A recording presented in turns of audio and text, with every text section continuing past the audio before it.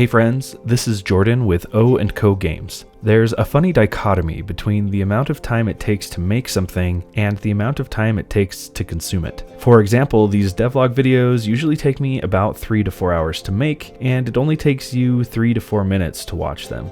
The same dichotomy can be found in game development, but to an even more radical degree. There are many things in our pixel platformer Tethergeist that we have labored over for hours that you, as the player, will brush over in a matter of seconds. And that's the way it should be. Imagine how frustrating it would be to spend over 20 hours learning how to jump, just because it took the developer 20 hours to playtest, iterate, and refine the physics to get that jump just right. It's just the nature of the relationship between creator and consumer. And I suppose when there's just a team of 3 creators and their game will be seen and played by thousands of people, that time spent refining each piece of the game is totally worth it. So in this video, I wanted to take some time to showcase some of these elements of Tethergeist that most players won't spend more than a few seconds giving deliberate attention to. Namely, our device in the UI, these new checkpoints, and how our moving platforms work.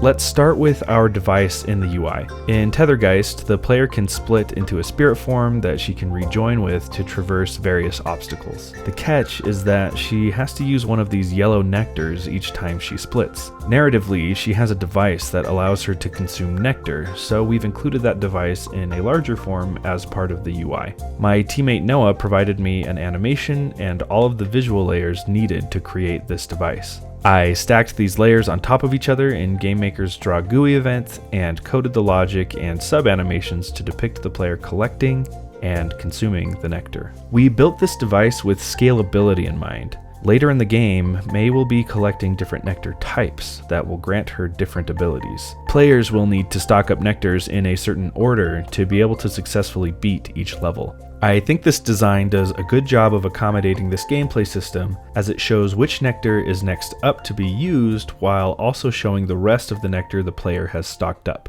The next thing I want to showcase are these checkpoints. As I've mentioned in previous devlogs, we've placed these checkpoints pretty frequently through the game, allowing for a more forgiving gameplay loop to help offset frustration that can come from how difficult the game is.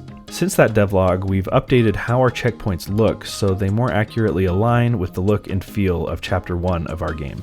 Noah sent me the sprites needed, and I broke them out into 3 main sections: the base, the body, and the light here at the top. When the player collides with a checkpoint, its animation code initiates and it opens up like this to show the player that the checkpoint has been activated. I coded the body and the light to drift at their own random rates to give them this floaty, disconnected look. You'll also notice that I have some of these nifty little particles pop out when the player activates the checkpoint. I think this animation as a whole communicates a small sense of achievement, while also leaning into our mystical art direction depicting this Atlantis-like ancient tech. Finally, I wanted to talk a bit about these platforms. Each time the player splits into their spirit form, the platform activates and begins moving. It only moves while the character is in her spirit form, so players will need to tactfully decide when to split and when to rejoin to get the platforms to behave how they want them to. The platform proved to be a bit more difficult than we initially thought it would be. Carrying the player wasn't too difficult. I just assigned a variable to the player object that adjusts its horizontal speed to match the platform.